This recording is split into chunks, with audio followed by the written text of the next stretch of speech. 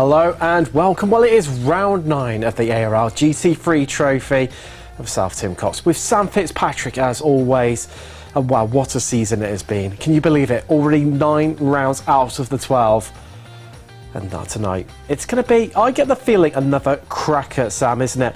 Last time out at Brands Hatch, you know it here at Apex Racing TV, we love a good underdog story, me especially, no question about that.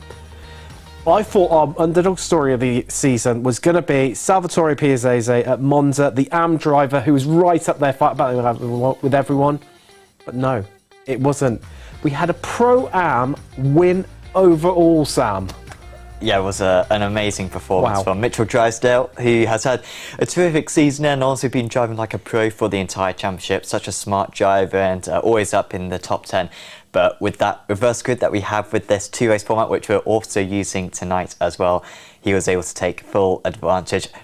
Normal standard, Oscar Pye winning in race 1, albeit a little bit controversially against that move with Paul Lang, but Mitchell flawless in race 2. And the impressive thing was, Tim, honestly, that when he got the lead in that race 2, he was being caught by Oscar, but he was able to repel him. He was able to keep that second or so gap and honestly beat Oscar toe for toe in those last 10 minutes. He did an absolutely cracking job. I'll tell you what, almost as cracking as new addition to the set here at the Apex Racing TV esports studios. I'll take a little notice about this one behind us. That's the guys at SDK Gaming who've kindly supplied this machine to us. And for good measure as well, they've given us a cracking discount code as well. Stormforce ART10. It's going to be in the chat. It'll be in the description too. You can bag yourself 10% off everything, excluding clearance and peripherals, which gets you, I do believe, up to £500 off their top-end machine, Sam. Yeah, it's really nice. All part of our partnership with Stormforce. Of course, you've seen the our Stormforce liveried cars in the Porsche Tag Heuer esports Super. You see them right behind us. Well. They really stand out. They look absolutely amazing, don't they? Yeah, they really do look great. And of course, it's fantastic to work with Stormforce. Hopefully, running a few sim racing specific PCs, which is going to be fantastic. And of course, great work for us as well because we get some of the best equipment in the business as well. So big thanks to them and. Yeah, I think it looks lovely up on the stage. And obviously, you know, as much as they're helping out, obviously the Apex Racing team side. Don't forget about us, poor commentators. Yeah, definitely. Anyway, back to business as usual, and thanks again to the guys at Stormforce. But tonight, Sam, it's going to be another cracker, isn't it? You just get the feeling, don't you? But I mean, where can we go? It's that last third of the championship. It's getting down to the nitty-gritty, the business end of things. And we've seen a lot of courageous overtaking throughout the season. Normally, if you associate things with real-life motorsport, it ramps up towards the end of the season. If we have that, what's it going to be like for the next 4 rounds, including tonight? Well, yeah, it kind of comes into a bit of a situation where the Jazz have a little bit less to lose, where the championship maybe for a few of them is sort of over and done with. So yeah, they can take those extra risks, which is very fun. Tonight we've got a fantastic race circuit, Road Atlanta. Last time out at Brands Hatch, sure, it was very tricky to overtake. Tonight, I think it's completely the complete opposite. You've got that massive back straight, opportunity to get some big drafting effects. And that chicane, I was thinking about this earlier on, Tim. Yeah. I think the Turn 10 chicane might be the best chicane in the entire world of motorsport. I think it's so perfectly crafted, where it's wide enough where you can go side by side, and then the fact as well that it's tight enough on exit where you can get the cutback. I think it's just absolutely perfectly built, and I think other tracks, Nürburgring GP, for example, absolutely needs to copy it. It's absolutely perfect. Great chicane. I've just heard in my ear, +1 from the production booth. They agree with you. Yeah. And I'm left scrambling. I'm trying to come up with a counteracting argument here, Sam. There's nothing better.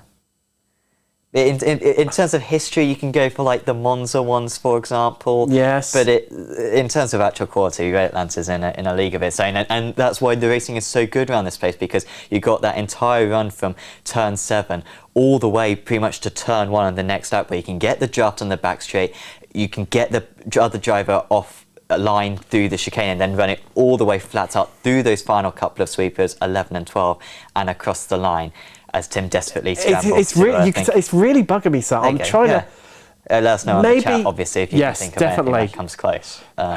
Anything to, get one over yourself, Sam. Definitely. Yeah. Maybe one of the more silent chicanes, maybe? Le Mans? Oh, I didn't like him. No. Well, but you don't like endurance races. I don't like Le Mans. Oh, you don't like Le Mans? You didn't like Daytona? Good job. Not either of them. Bus stop's not bad, to be fair. That's not a bad chicane. Yeah, Daytona. Yeah, that's very good ones. Yeah, definitely. But back to tonight. Like you say, the chicane, always a great opportunity for overtakes.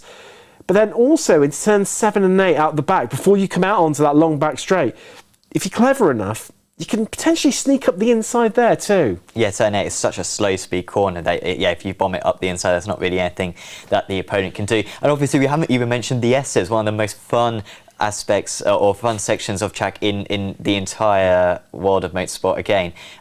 Just got such a fantastic play. The elevation works so well. The first part of the S is so tricky through turn 2 and 3 over the crest blind. Need to make sure you don't pick up an off track. It narrows a little bit as well, but then you can properly go almost flat out all the way up the hill in these GT3 cars. And then of course the exit as well. I remember Marco Barbanera mentioning how someone will always bin it on the exit of the S's. Every single race we ever do, someone will do it. So it's a bit too courageous, a bit too brave. And you take the curb 10 times and then on the 11th it spits you off. It kills you. Yeah, it's going to be a crack one. And all to boot, Sam, the outline of the track looks like an elephant's head.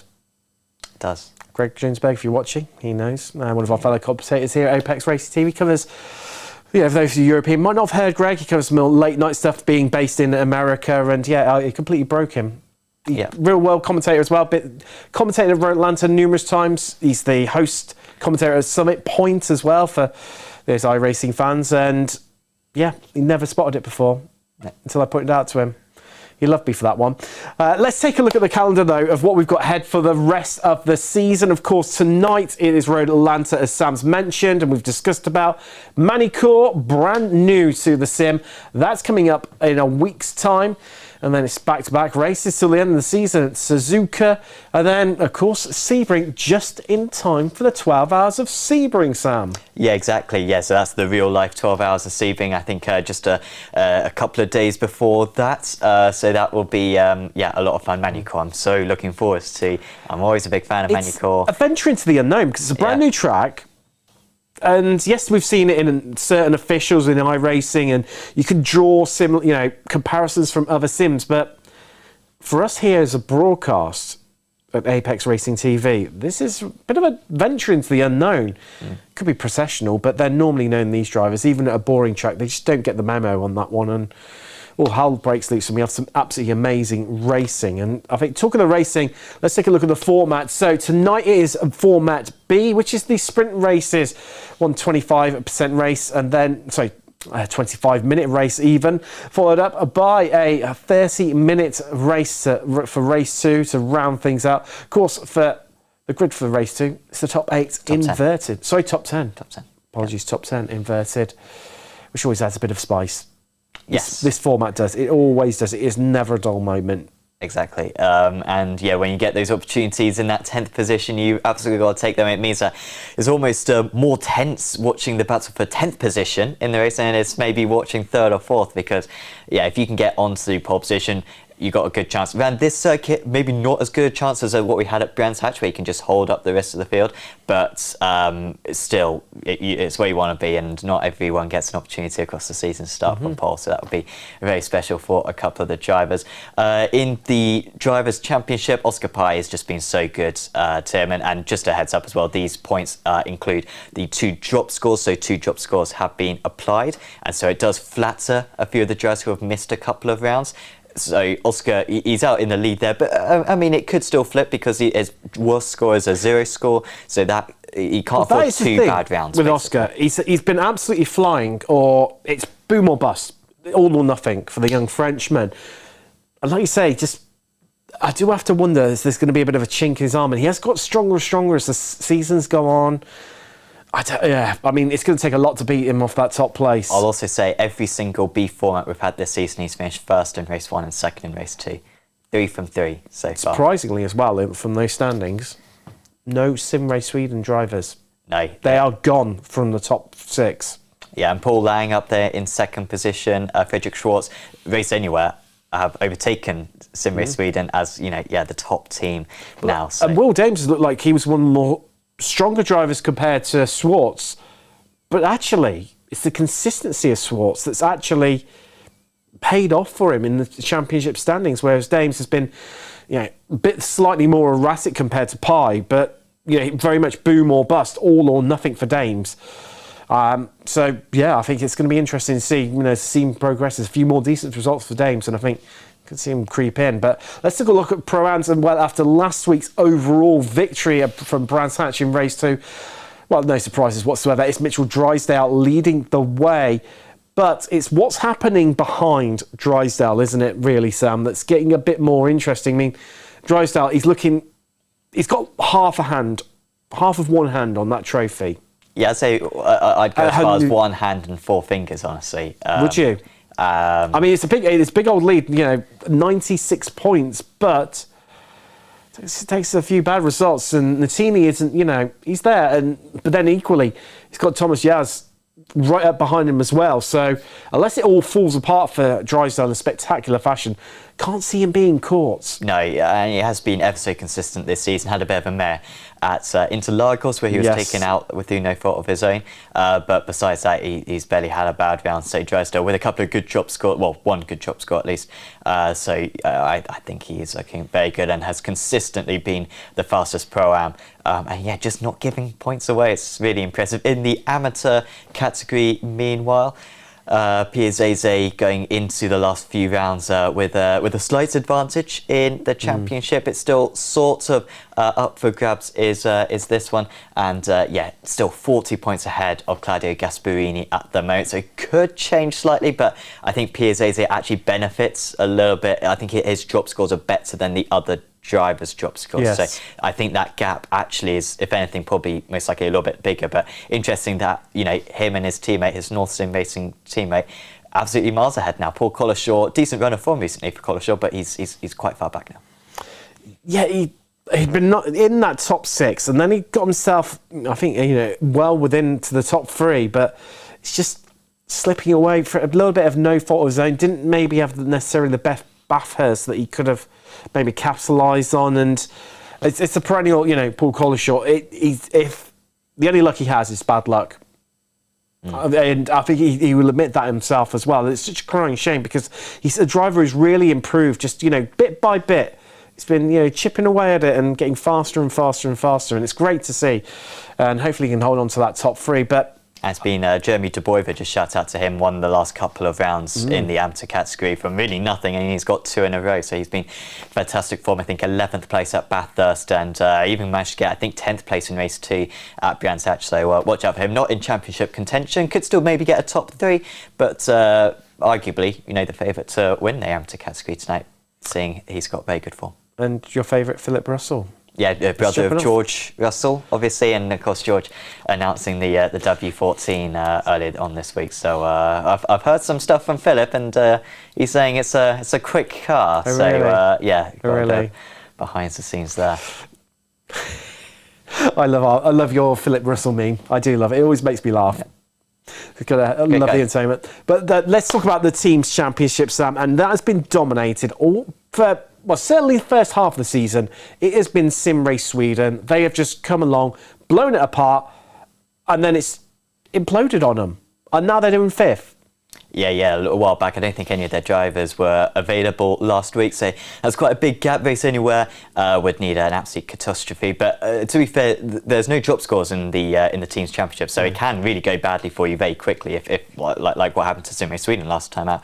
No drivers available. I think it was something to do with the Race of Champions event that they weren't around. ATK Sim Racing White up there in second place, only ahead of Boots and VDS by undercuts. And Delta V Racing as well there. And to be fair, Sim Race Sweden or ATK Black could as well get in amongst there. So second down to 6th, all very close. And honestly, that could go any which way at any round. Big points available. I mean, up to, I think, 350 points available per round in the team's championship. So it can really change very quick. It can flip on its head. And I think that's why it's I say, fallen apart for Sim Race Sweden. like you say, they effectively, they were completely missing from last time out at Brands Hatch, so that has played a large part in that. But even so, they have been slowly declining bit by bit, haven't they? Where, they were so dominant for the first half of the season. They were, I think, within the top 5. 2 of their drivers within the top 5 for every single round, and it's just, as the season's gone on, it's just, the wheels have started to fall off the cart a little bit for them.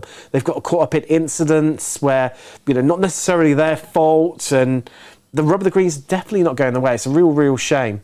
But I think we've got qualified, and that's not far. You see drivers heading out right now. There's Race Anywhere. There are 2 Lamborghinis, just having a bit of a weave, getting some heat into those tyres. Qualifying, Sam, how important is it around here? Not very.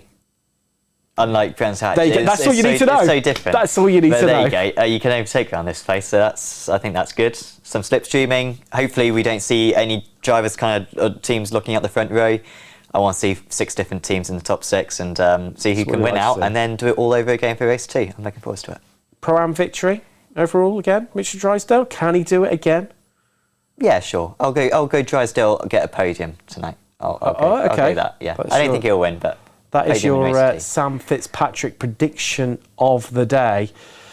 And AMS, where are we going to see them come? Well, I reckon De Boer is going to make it 3 in a row. I'm up for that one. And really? He will, let's say maybe 1 AM in the top 10 in race 2. I think that's a decent show. I mean, if they can make it into the top 10 of the first race, that would be big. Well, yeah, because, as we know, top 10 inverted for race 2, so 10th becomes pole. Obviously, first, whoever wins race 1 will start from 10th. Obviously, everyone else shuffled around accordingly in between.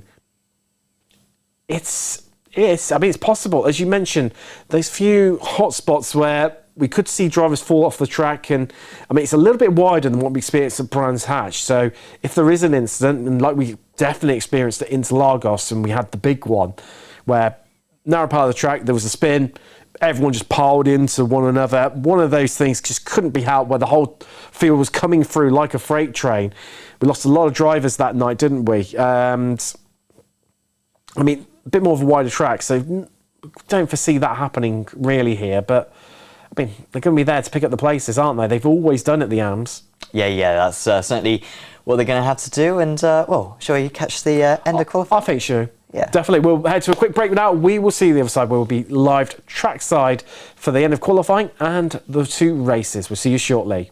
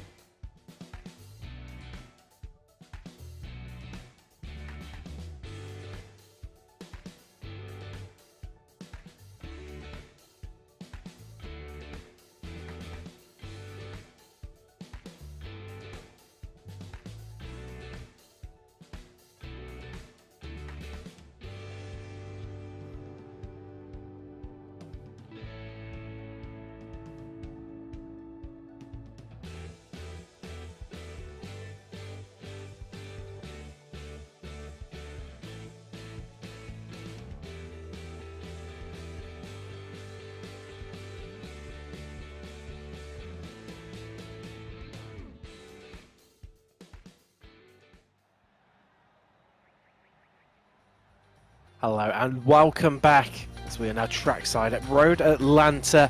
Qualifying well underway. Who's going to come out on top? Who's going to grab that crucial pole position? Sam. It's going to be a little bit of a battle out there and a bit of bragging rights up for grabs between the drivers. But I mean, the Porsche does go a bit well, you know, tend to go quite well around here, doesn't it? And I could see Oscar Pye coming away with a podium here. Yeah. Oh, sorry, wow, there we go. Actually, no, apologies, qualifying already done. Yeah, I was really hoping that you were going to ask me, oh, Sam, who do you think is going to take pole position? You're going to say Isaac and then I'd be able to say Isaac Harvardson and absolutely nail it. However, Isaac changing to the Porsche, so I think you're cool about the Porsche being good. It's very much come to fruition there. He's... well, to be fair, Lang got pole position last time out, and frankly, I'm just pleased that Paul's on the grid because I think he was having some issues with his PC early on today, so he wasn't sure if he was going to make it. But he is up there on the front row of the grid. How does you talk us? Best qualifying of the season for him, up there in third. Then it's David Sampson, great result for him. Let's see if he can take the grid this time, after having an absolute nightmare last time out with his setups. Then it's Fredrik Schwartz, Tobias Olsen, good to see him back, Mitchell Drysdale, Andrea Nutini, Matteo Fulini, Marco Bizzaglia, Davide Triccoli rounding up many an Italian, Thomas Diaz in 12th position, and then in 13th it is Salvatore Ciani. Then it's Florian Renault, Mattis Martinsson, Jeremy De Boiver once again top of the AM drivers, I called it. Daniel Zanon in 17th place overall, Christopher Crook and Timmy Nylander, two new drivers of Street 10 sim racing, and they are alongside each other on that row of the grid. Then it's Federico Elli, Tommy Molliord, Giuseppe Moya, Michele Gabrielli, Francois Perdreau, Peter Lemkins, Boutz, Puccetti, Brumanes, Franken, Russell, Clist, Piazzese, Colashaw, Panini, Gasparini, Hall and Pye. So for the back because he's got a pitting start. Here we go. Here we go. We are green and we are go. We are racing from Road Atlanta for the first time this evening. Well, it's a relatively easy start as Arvidsson just gets away there, but it's all about that story for a second because look who's got ahead of Paul Lane. It's Haradashi Tortas just squeezing his Lamborghini ahead there for over the limit racing up into second. Is it happening again? Are we going to see another victory for a Pro-Am driver as we come down through the S's for the first time this evening? Everyone just making it through, being rather cautious as that's Drysdale around. Oh, there's no... That's another driver wide in the background. Wasn't it? Well spotted there, Sam. Going incredibly wide, but it looks like Drysdale might... I don't think he made any contact with the wall, Sam. He just went wide, so he's got away with that one, but he's going to have dirt on his tyres. It's going to be a bit uncomfortable through turns 7 and 8 here. Yeah, we said right at the start that's the old Marco rule of someone's going to bin it there every single race that we do around this place. I wouldn't say that's quite a bin it, but it was very close to almost saying that the first time we went through it. Here comes Lang, who knows that if he doesn't get past Arvidsson, might be able to get away, but he's very compromised on the inside there. They're chicaning all of motorsport. Here we go. And the 245 or Utorta is able to get back ahead now. We're going to see some bump drafting with Schwartz giving his teammate a little bit of a hand.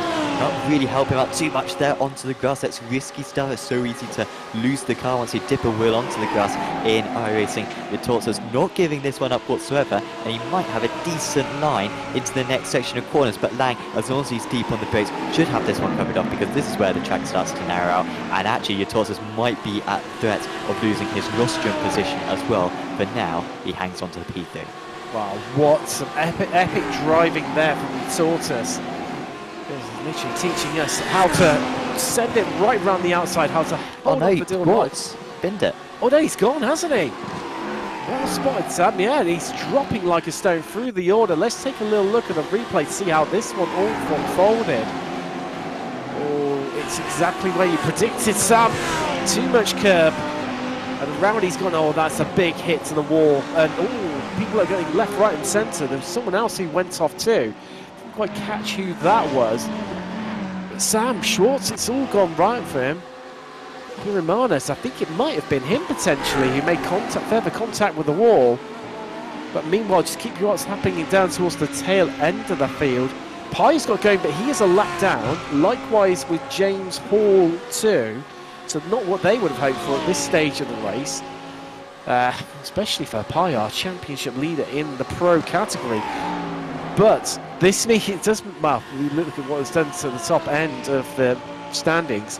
Lang has now got a comfortable margin of about half a second to Yatortus, who's then got another 1.3 seconds back to Tobias Olsen. No, Nutini's had an issue now as well, and Fulini as well. They're both dropping down the order. Big, yeah, awful news for the pair of those drivers.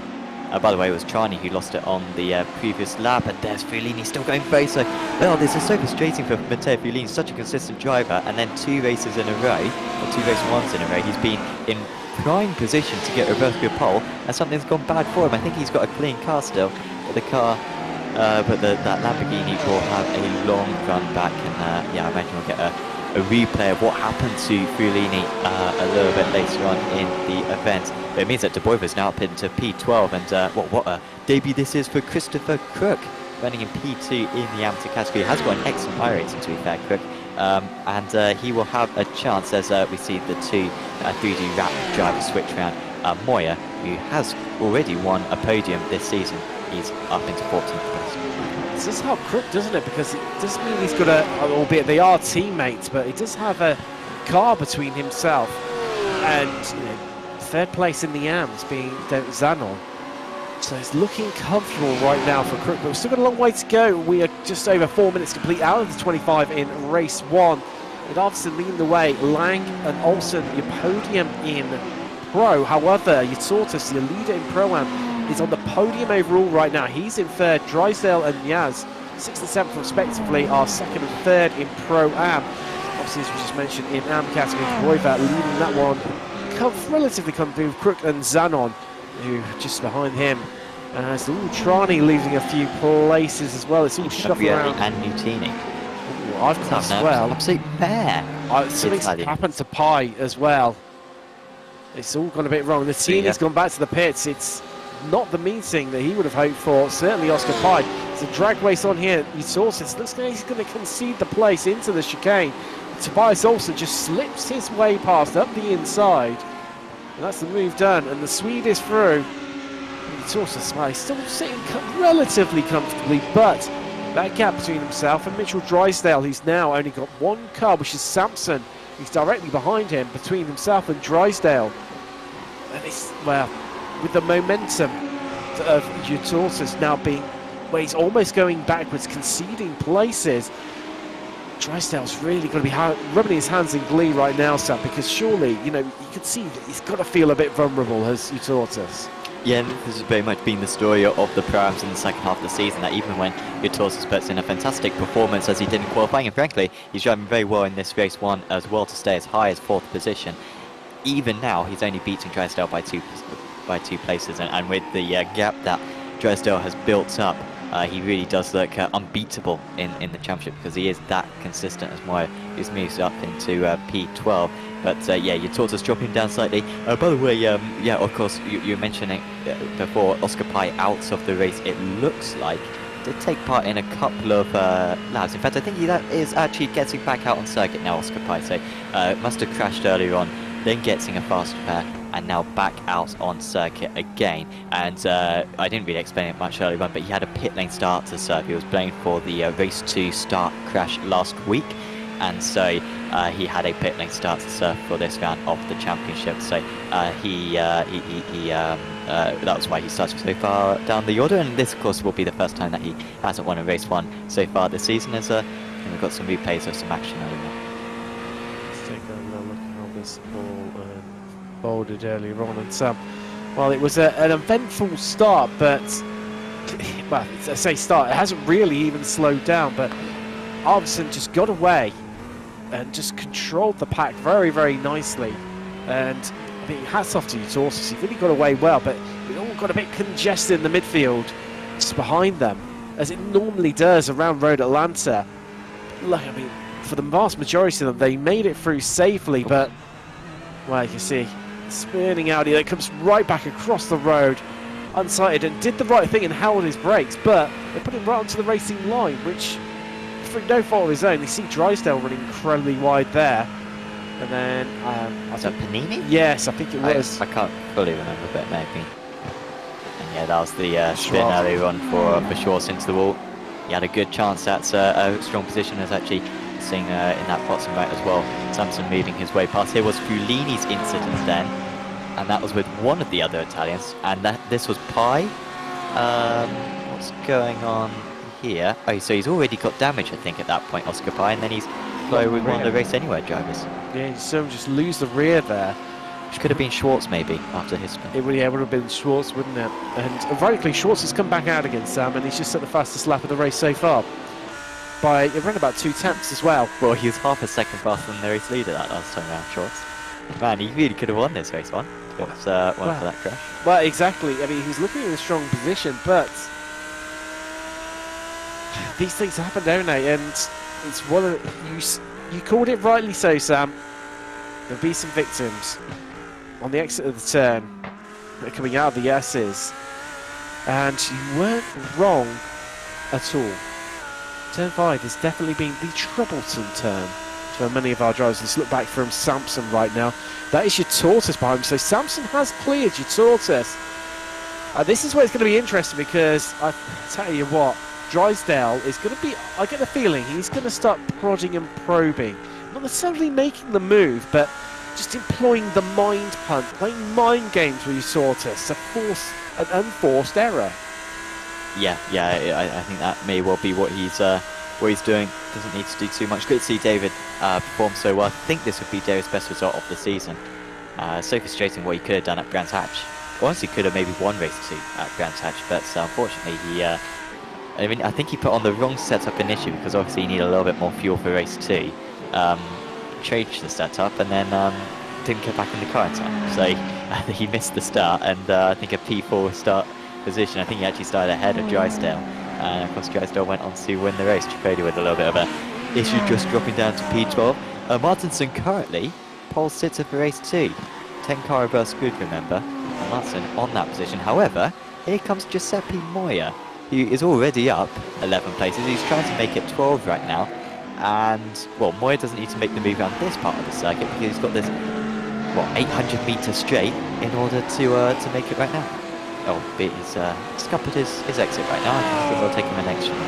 It's not going to help him whatsoever. Other big climbers are Bonini in 24th, currently sitting 9th in Pro-Am. He's up 10 places. Likewise, James Hall, who started right from the back. 10 places up into 26th right now. Obviously aided by a few people heading to the pits, but even so he has made a few overtakes out on track as well. Other notable drives right now, Salvatore Piazzese, he's up 9, and Colin Short up 8, likewise is Gasparini. So he's really picking up some pace in this early stage, Sam. And we're starting to approach half race distance right now from race 1. It's just finally settling down, as you see. Well, I say settle down, Matthias Martinson there just pushed towards the Lamborghini, just squeezing a bit wide. Actually collect it nicely as he sort of bounced across the curves and throwing the car around to its max. But here we go, Moya, he's in striking distance, has a little bit of look at the inside, just try to size up Martinson. But it's all about the exit. He got it wrong last time around. Can he ace the exit of turn 7? Well, I think he's pretty much got it, Sam, but that Lamborghini is much quicker in a straight line compared to the Porsche. Yeah, it certainly looks, in terms of their chain, you can sort of go either way here at Road Atlanta, whether you're quick down this part of the circuit or quick through the S's. Sam's very not going to just do it. Drysdale has got up past your tortoise. That's for the Pro-Am lead, as Moya is going to have to back out of it. Yeah, Drysdale getting past your tortoise, and Drysdale with more excellent race pace. Moya would have been fancy his chances into turn 1, but it's not going to happen for him again. Tricodi staying with these drivers. Are they catching up to Florian Renault? Enough. They are catching him, but only by 0.2 of a second per lap. They might just be short, but it will certainly be close by the end of this race. These laps really do rattle off here around this fairly short Red Atlanta circuit. And by the way, also for the lead, it is closing in down to just 0.3 of a second, 0.2 of a second it seems, because Isaac Arvidsson has made a slight mistake, and Paul Lang going for that race win. I think his first race win since round 1 of the championship. This is a great opportunity. And it's all happening behind them as well. Samson's made it past Olsen. Samson now into the podium positions. Drive for him as he's picking his way through the field.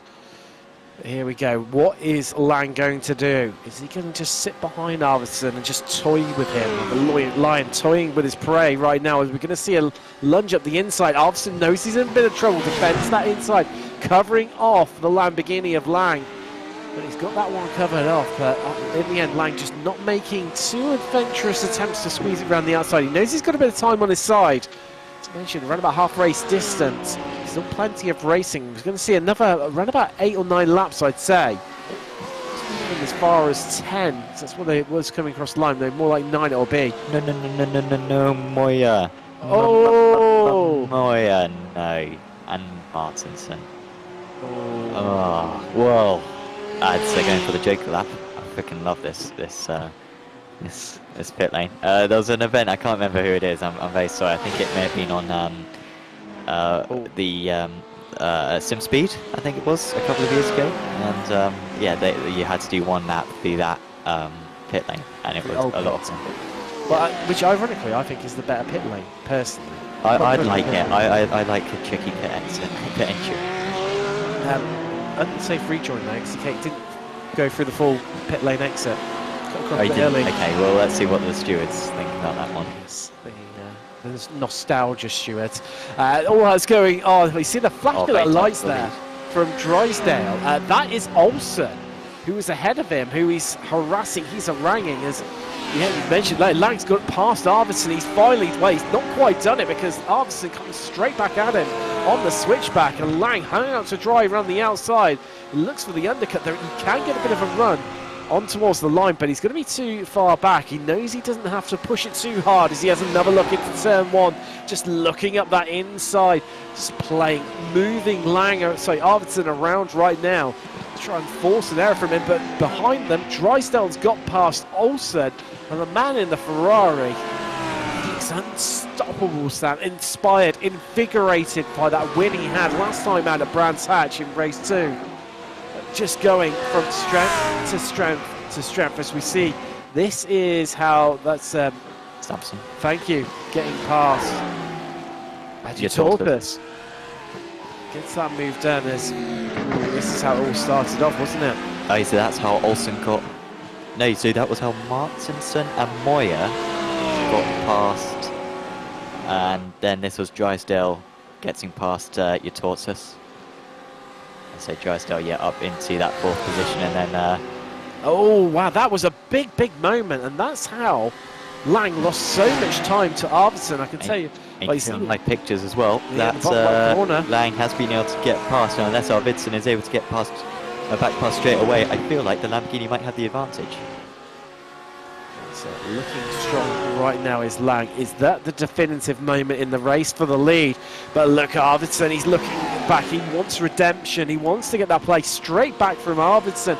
Can't do it into turn 1, he's going to have to bide his time, just wait. But patiently as they head through the S's, just make sure he aces out of turn 5, stays within contact through 6 and 7. So he can ace a move down the back straight, but look at the way Lang is just pulling out bit by bit and extending that gap.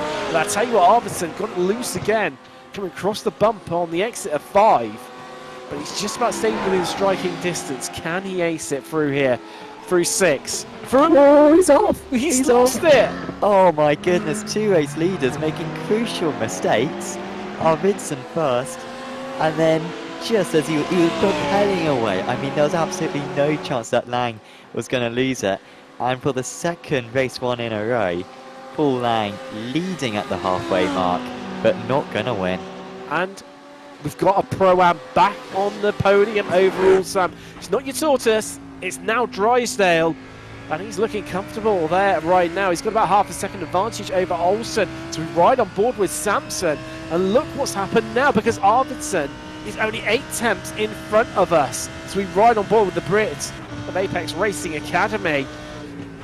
He can smell it, he can almost touch it, but time is running out. We have got about 7.5 minutes left on the clock at the 25. And what has Samson got on his sleeve? Has he got enough within his tyres? Has he been pushing it just that bit too hard?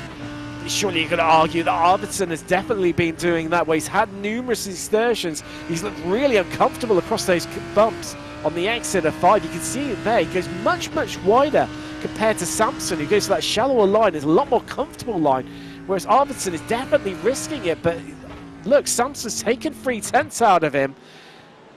And that Lamborghini is definitely looking stronger in qualifying format. It seems to be all about the Porsche and the race pace. The Lamborghini looking much stronger, but we've got 3 different manufacturers in the top 3. We've got Porsche, Lamborghini and Ferrari. Just need Thomas Yaz to sort of pick himself up, pick up a couple of places to make it 4 different manufacturers in the top 4. There's all car off to the inside there. Didn't quite catch who that was, stopped out on track. Panini. Yeah, I think it was, wasn't it? And look, it's closed up again. Samson is closing. There's another half a tenth gone. Make that an additional half a tenth. So we look back from Arvidsson. Wow. I tell you what, Samson, you can practically touch him, can't he?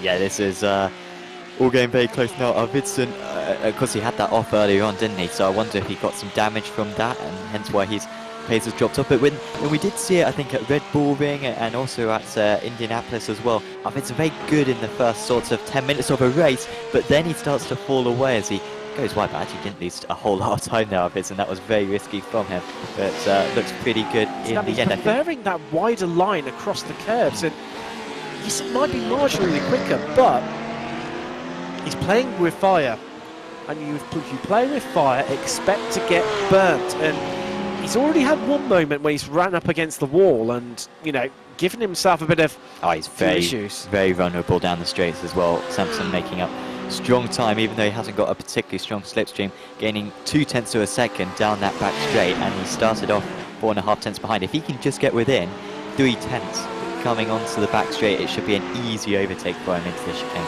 And also, don't discredit Drysdale, because that Ferrari is strong in a straight line, and he's closed up on Samson by about a tenth or so. But also, don't discredit Tobias Olsen. A second covers our top 4 as we head round onto lap 15, 20 minutes out of the 25. The clock is ticking down, though. What has Samson got up his sleeve? As running wide once again is Arvidsson. He's feeling the pressure that is being bearing down on him from Samson, Drysdale and his teammate Olsen, who've all caught him and now are incredibly close. This bumps cross curve, not as wide as previously. But Drysdale is having an attack on Samson here. The Pro-Am having a good go at it once again.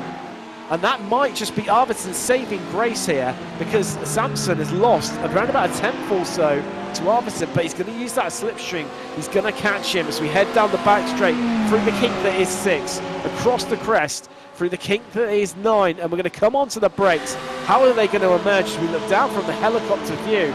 And I think Arvidsson's going to just done enough here, but what's Drysdale going to do? We're going to see him have a go up the inside, but Samson, he's a wily old fox. He just moves across just enough to cover off the advances of Drysdale. Sam, this is brewing. It's brewing. We're in for a crescendo of a finish.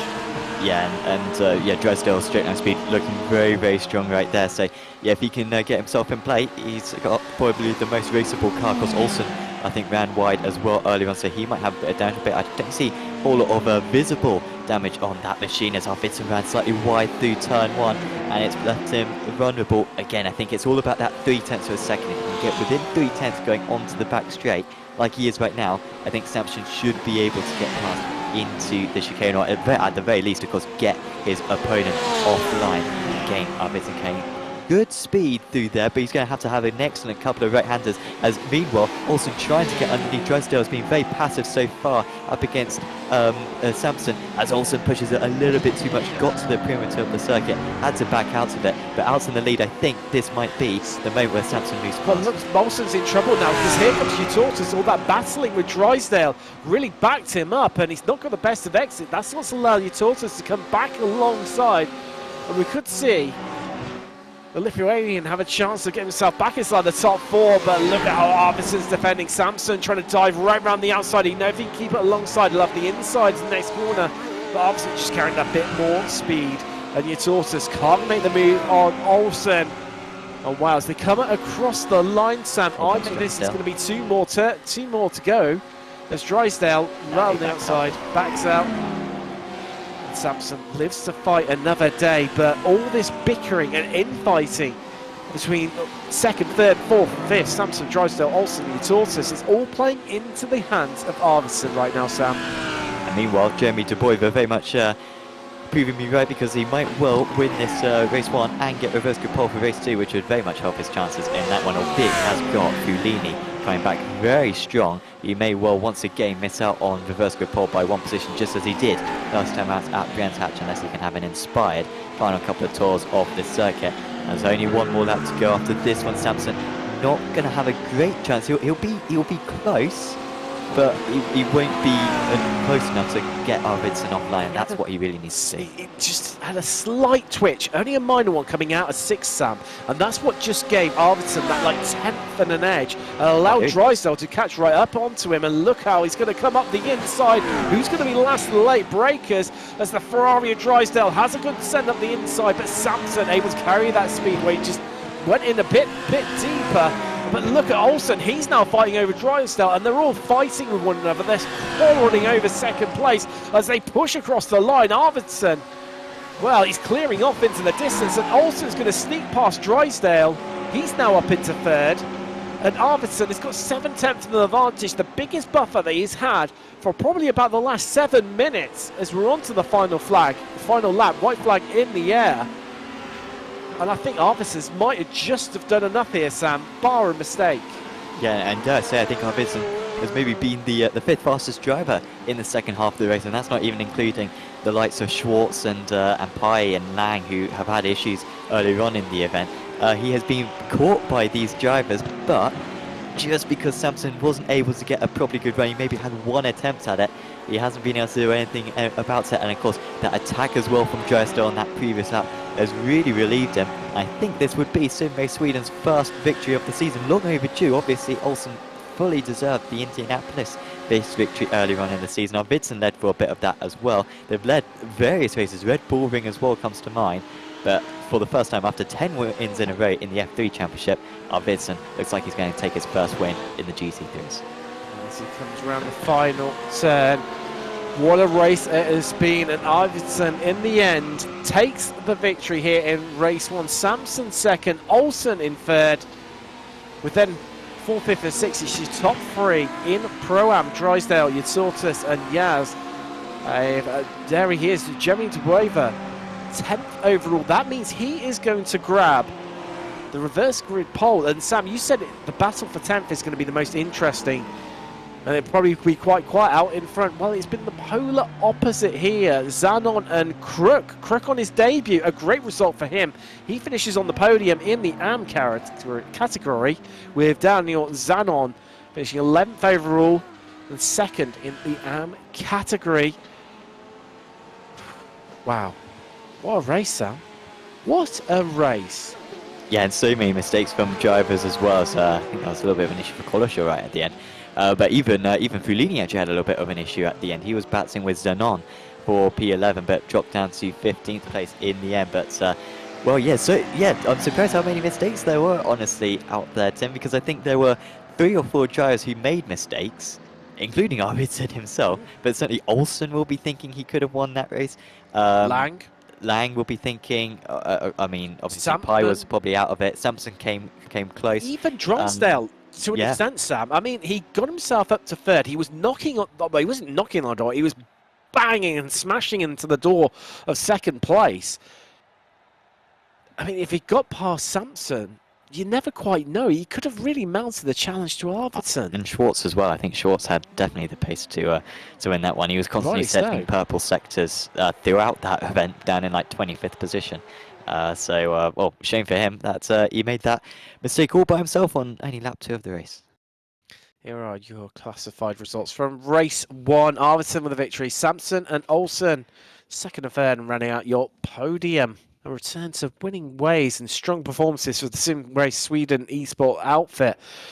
It's good to see from them. Mitchell Drysdale, well, it's another victory within his category and nearly made it onto the podium overall, with Haradas Utortis finishing in 5th and Thomas Yaz 6th, making up your podium in Pro-Am. Florian Renault finished 9th with Bisaglia in 8th, Tricoli 9th. Jeremy De Boer, your winner in AM, and picks up that crucial 10th place. As we mentioned, he is going to be promoted to pole for race 2. Daniel Zanon, 11th, second in with Ellie. Christopher Crook, cracking result for him. Street Trend Sim Racing, 13th overall. Strong result overall, but more crucially, onto the podium within on his debut. What a debut performance. What can he do in race 2? He's going to have a good starting place as well. Lemkins, 14th then Fellini. Piazzese, Pedro, Puschetti finished in 18th place. 19th was James Hall. He had a really good recovery. He started in the penultimate place and really hauled himself up through the grid. Giuseppe Muir, 20th in the end. There's Gus Franken. He had a quiet race. Didn't really see him all race long. Likewise, his teammate Dirk Bell. They finished 21st and 22nd respectively. Gasparini and Schwartz, last two drivers to finish within a minute of the leader. And there's Porchef Clist and Molliard, last two drivers to finish on the lead lap and round out to 26th place. Then from a lap down was Colashaw, Gabrielli, Trani, and Pinini. Biramanas was 2 laps down in 31st, and Lang, well, he led for part of the way, but in the end that spin cost him dear, and he finishes 3 laps down in 32nd. Oscar Pye for starting for the pits, 4 laps down after numerous incidents. A real disappointing result for him. Likewise for Matthias Martinsen in 34th. 9 laps down, retiring the car. Likewise did Nutini. Philip Russell, we lost him 12 laps ago. And Timmy Nylander running out your 37 car grid, who did not make the start, I don't believe, based on those laps. And unfortunately him on his first race of the season. But Sam, that was pretty hectic. We've got 5 extra minutes of race distance in race 2. How many of the drivers remember to put in that little bit of extra fuel? We've seen it before this season, haven't we? Yeah. You need to, you need to do it if you possibly can. I mean, honestly, I think if I was out there, I'd just put the fuel in for both races. I couldn't deal with the stress. I haven't got exactly a bad track record. My perpetual fear is going into an endurance event and starting the race with your quali sets up. At which point, you may as well be disowned by your teammates. But I don't think I've ever made that mistake and yet still have nightmares about it. So yeah, just put in an hour worth of fuel, guys. Just play it safe. How? That was Fellini, by the way, crashing. I think. If only there was a way that you could, know about your fuel calculations on the fly and know how much fuel he had in the car. No, but Tim, surely there isn't possibly such a software which could do. Or that it's an incredibly accurate live timing software for iRacing. If only there was a way. Check out SDKGaming.com. Also comes with a free 14-day trial. Well worth checking out that one. So they can answer all of your questions, and we also use them to broadcast our leagues. Like all of our, so you sync up your commentators with your producers. Everyone sees the same thing. And shouts out to the WEC overlay that we used on the channel yesterday for the opening round of the Apex Racing League Prototype Championship. Looked very nice. I'm a big fan of that WEC overlay. We may well see it in many more championships on the channel. Jeremy Driver starts from pole, an AM driver on pole. Yes, you believe it. There he is, top of the pile with David H. Crowley starting alongside him. Bisaglia has flown a Renault for company on the second row. Bisaglia, their top pro-am driver. Thomas Yaz and Haridas Utortus. On the third row, there's Drysdale, Olsen, Sampson, Winner Arvidsson starts from 10th. Then Sanon, Ellie. I don't think you'll make a very fast attempt. No, I think it's almost empty. Race results follow through. Crook, Lemkins, Fellini, Pizzese, Petrel. And that's as far as I got because we are green and we are going racing. And I tell you what, Dubrover is in a bit of trouble here. He's not got the start that he would have hoped for because Tricoli having a look at the inside. Well, he's not just having a look, he's got the move done. And Bisaglia could even potentially come through. We've got all 3 championships on the podium overall right now. As Tricoli opens up a gap at these early stages, and Dubrover is being harassed right now by Bisaglia. But everyone's looking through in the background. I think, unlike last time, everyone's pretty much made it away relatively cleanly. But Utortus, he's not got a good start. He's dropped 3 places in these opening stages. And Arvidsson, no progression made. But Mitchell Drysdale already up into 5th. As we see here, live pictures. Few overtakes, it's going to happen on these opening stages, down into 6. As he's going to get the best exit out of here. This is a cluster of Ferraris. They're going 3 wide there on the exit out of 7.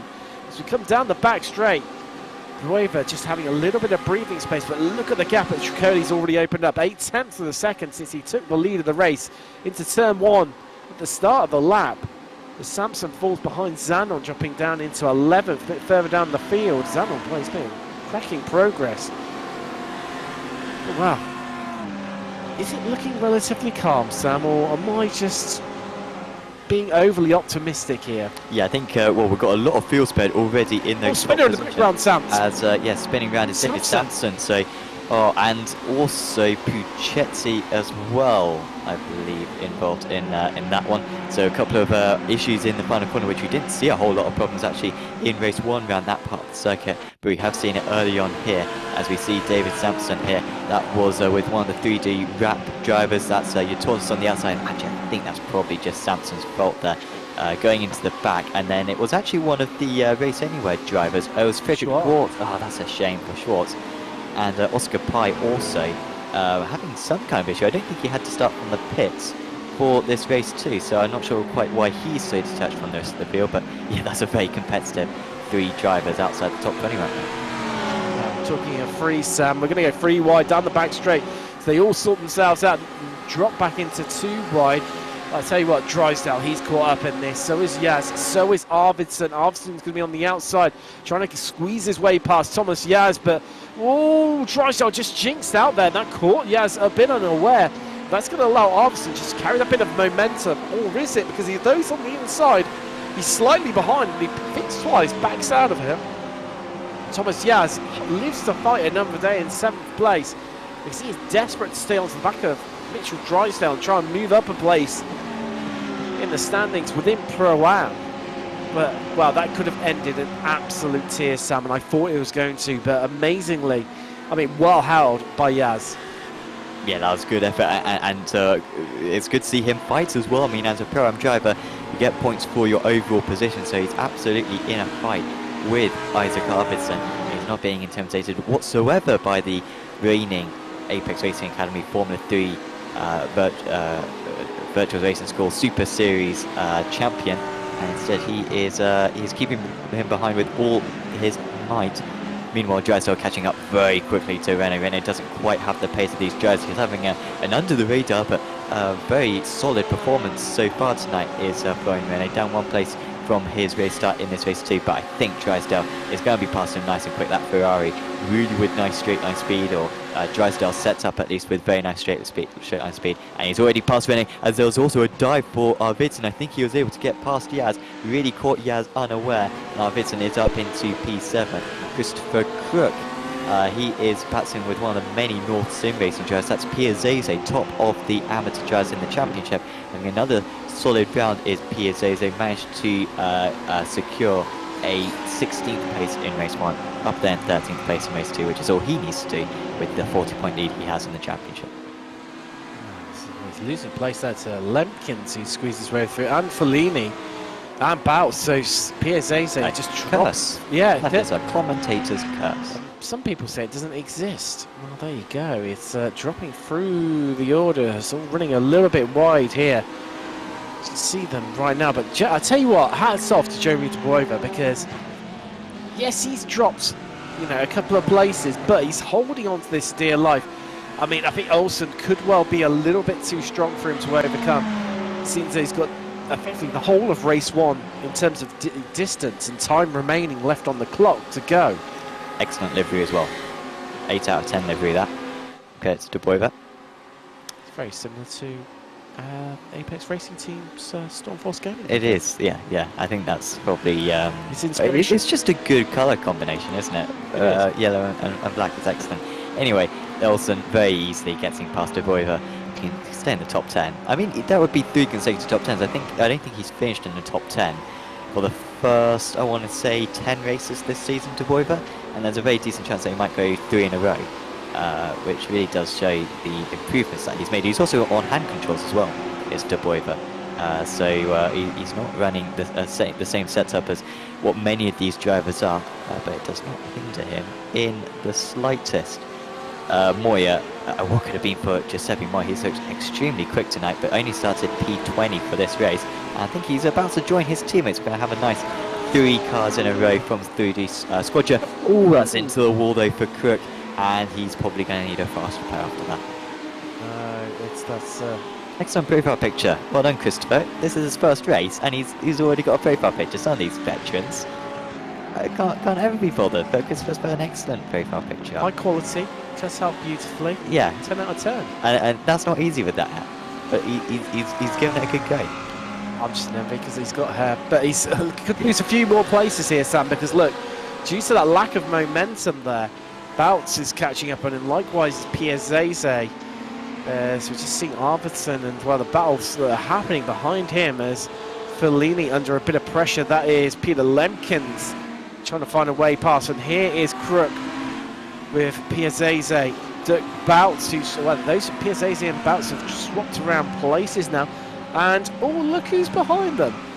It's one Paul Lang on the recovery drive. And, I mean, we've seen this from, well, I remember seeing at Monza the recovery drive that Lang put in, Sam, and it was, well, frustrating because you think, well, how if he'd been much higher up, you know, the standings, he would have probably won that day. But here, he'll surely hoover these guys up and head off into the distance, based on the pace that we've seen from the previous rounds. And, you know, he's as well, he's not, you know, he's not arrogant towards the lower category drivers. He you know, he facilitates passes in a nice, obvious and clean way that it's not going to affect their race too much either, and he can get past them with relative ease and just get out of their way as quick as possible, allow them to carry on their own fights.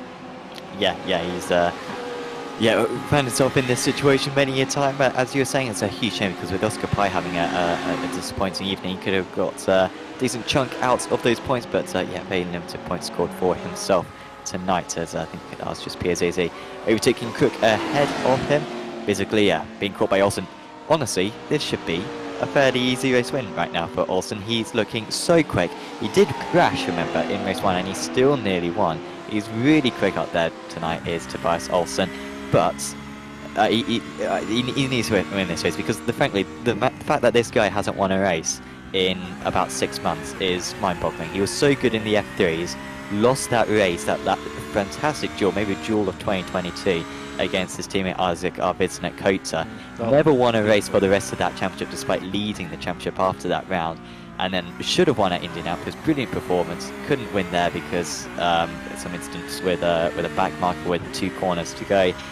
But here he is, 3rd position. He's faster than the 2 guys ahead of him. He's got 21 minutes to go. And as long as he gets past physically nice and quick so that Drysdale can't catch up, he should be in a great place. Here he goes then, the Swedish driver, Salt 4 Simrace Sweden, moving his way past the 2-time F3 champion. A little bit of contact potentially under braking, I'm not entirely sure. It was all good. He's up in 2nd place. Well, so, I mean, talking the Porsches and, you know, crashes, that was Oscar Pye. He'd already had one incident, but he was crawling down the back straight. It got incredibly close between himself and Olsen. In the end, Olsen just slotted his way past. Now, not an impossible order. 1.2 seconds between himself and Tricoli with around about 20 minutes left on the clocks here at Road Atlanta. Nothing impossible at all, but we'll need to get a bit of a wiggle on. As late great Murray Walker said, catching people is one thing, but getting past them is something different altogether. Bisoglia, well, it was good while it lasted, but he's still in the podium places overall and still leading Pro-Am, Sam.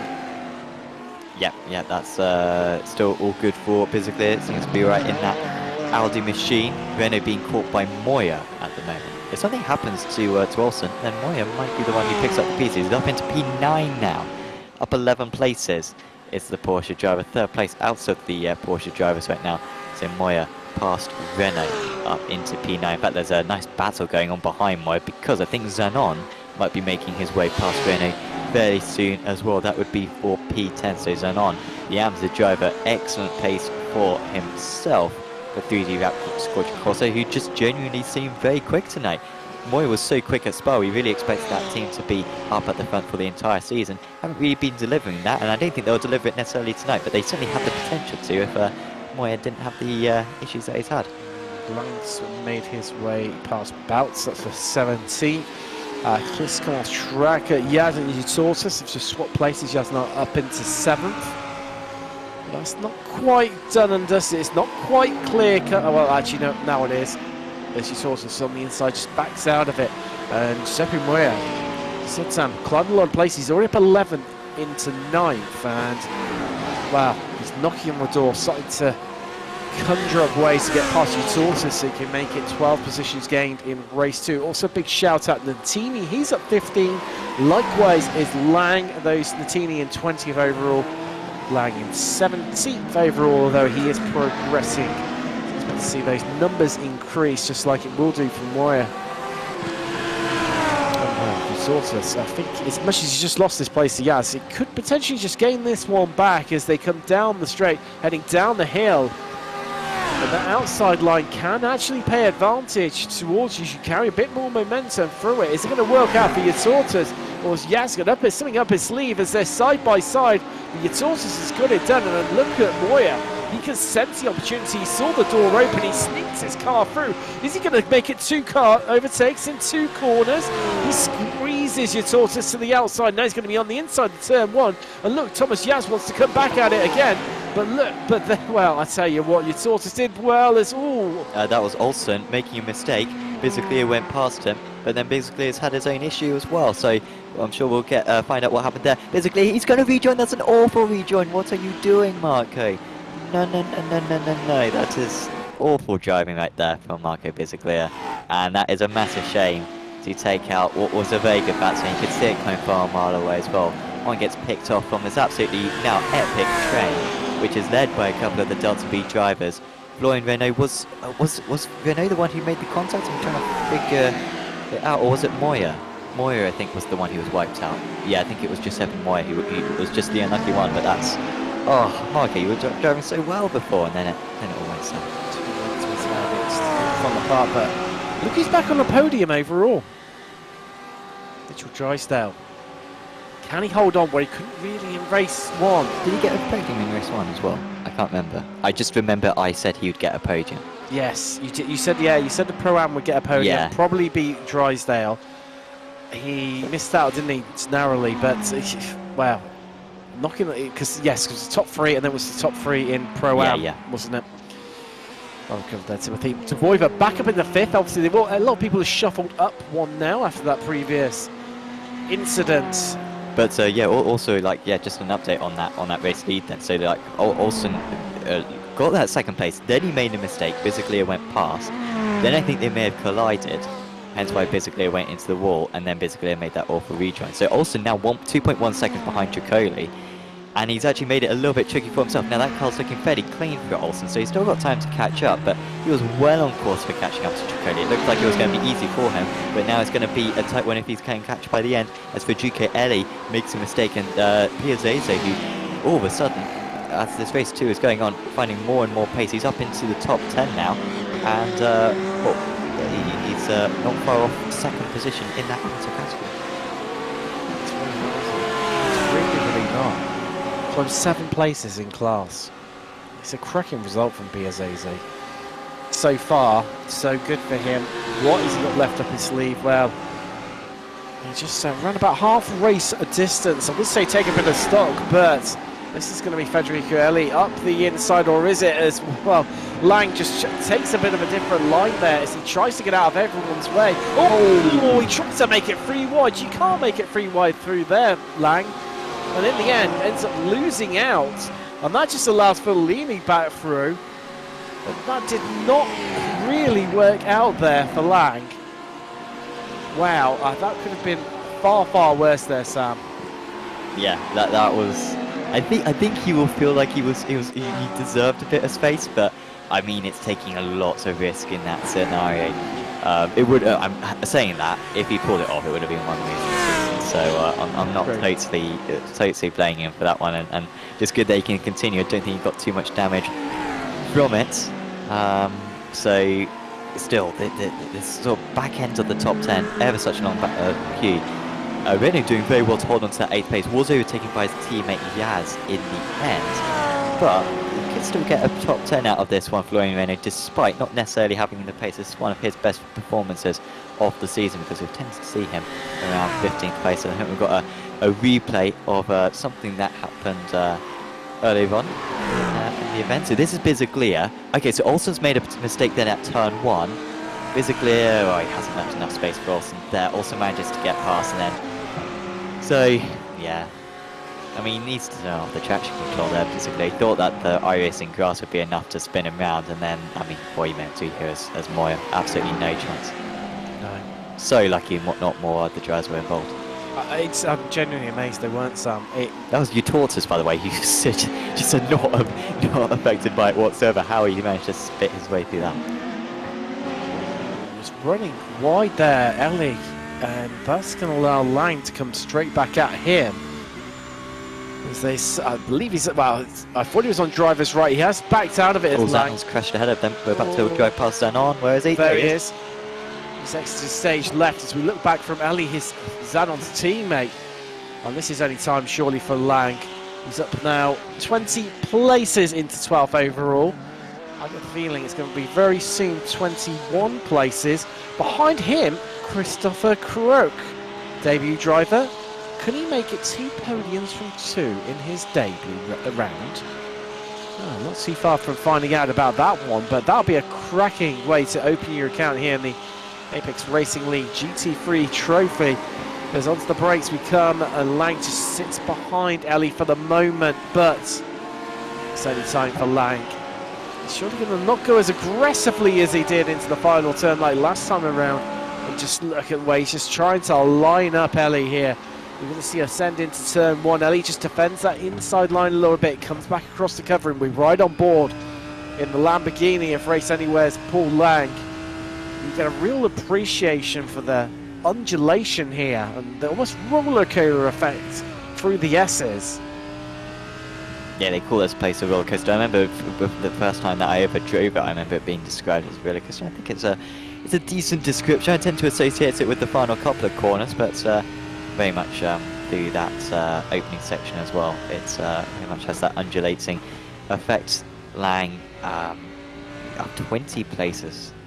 Yeah, and he's probably made the most overtakes of any driver so far this season. I think Paul Lang. I think that's almost certainly an award which doesn't exist, which would be going his way if it did exist.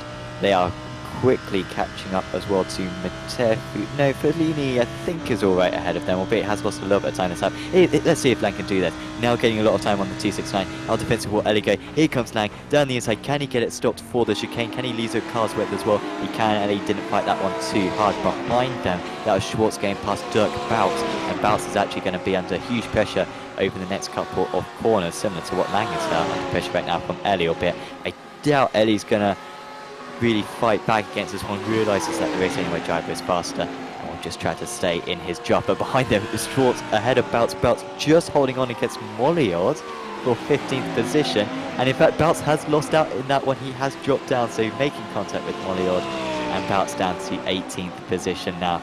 That was a bit of a shame for him, but the 4 drivers there were separated by about 0.2 of a second. Well, this is someone who could have been on the podium, wasn't it? David Sampson. Could have won, maybe. Yes. Could have won it, yeah, so could have won in race 1. Now finds himself down in 17th, not what he would have hoped for. Well, Mattini ahead of him is our second highest gainer. He's up 19 places. He's on a really good run as the Italian today. Only eclipsed by Lang, who's up 21. Numbers really between the pair of them. They've made really, really strong progress on a track which Sam dubbed not the easiest to overtake on, other than the final chicane. No, I said this is a very easy to overtake. Okay. Circuit, I think. I want that to be written in records, please, because we have seen a lot of overtakes, so I don't want to be proven wrong. Molliard, who was that going to say? I think that was Nutini having an off and being overtaken by Boutz. Down to less than 1 second in the lead, and shout out to everyone who's watching along, particularly Alex Civillane, former F3 driver. Alex, we will have the F3s back at some point, so do keep tuned, albeit we would love to see you in maybe the F4s Championship that is starting up on a Saturday night. Check out apexracingleague.com for more details on that F4 Championship starting up. Also going to have a Porsche Cup Championship starting up soon, albeit entry's not quite open for that one. And we've also got our Prototypes Championship. Entry's currently closed for that because we maxed out the grid, but will reopen later on in the season. And entries are also open for this championship as well. Final 3 rounds you can sign up to for £12 plus VAT. Olsen, come on, man, you gotta win this race, Tobias. But he keeps on making mistakes, running wide that time at the chicane. And well, if he keeps it clean, he should catch with time to spare. And like I said before, it's easy to overtake around this circuit. But Tobias making this one very, very tricky for himself after that turn 1 mistake as well earlier on in the event. They are coming up onto a bit of traffic here, Sam. That is Gabrielli ahead of them. How is the Italian going to play this one out in the Ferrari? Compliance? Or is it going to be a bit more of a challenge? I was trying to guesstimate for you, Sam, roughly. And there's Pi as well. Yeah, Pi not having the weekend to remember. I mean, he's languishing down in 32nd. Finished around about that sort of place as well. Oh no, that's Gabrielli going wide as well, so that's one less car for them to deal with. There's Pi doing his best to just try and get out of everyone's way. What a turn of events for the young Frenchman. I mean, such dominant force, and then it's just all fallen apart for him here at Atlanta. I think running a compromise setup tonight is Pi in terms of his equipment, but trying to basically complete the laps that he needs to complete in order to get points up. There's just allowing past Drysdale as well in the background. So also now 7/10 of a second behind. What is the difference this time around? So on the previous lap, Olsen gained by 1/10 of a second. On this lap, Olsen gains by 1/10 of a second. It's going down very slowly, and by this rate, he's going to be on him with 1 lap to go. But he would like to have more than 1 attempt at that lead, I mentioned. Schwartz past Crook for 13th overall. The pro driver getting past the AM driver. Got ahead to Federico Eli in 12th, is just shy of 2.5 seconds, so it's going to take quite a bit of time. Unlikely that he will catch Eli up, but you never quite know because Eli is, well, having a bit of lag. No. Oh, Paul, what's going on, man? Stop going onto the grass, as this is Gabrielli, who we had already seen spin. Is he going to try to get into the pits here, Gabrielli, and cause a mare? No, he's just towed back. That's good. I was concerned that he was just going to go completely like diagonal across the circuit. Rogue and straight across the circuit. Ooh, that's that Crook spinning in the background. Might be overtaken by Molliod and Samson.